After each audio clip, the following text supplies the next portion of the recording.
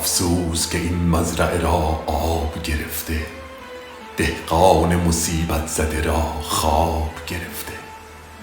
خون دل ما رنگ می ناب گرفته، و سوزش تب پیکرمان تاب گرفته. رخسار هنر گونه مهتاب گرفته، چشمان خرد پرده ز خوناب گرفته. ابری شده بالا و گرفته است فضا را، وز دود و شرر تیره نموده است هوا را. آتش زده سکان زمین را و سما را، سوزانده به چرخ اختر و در خاک گیا را.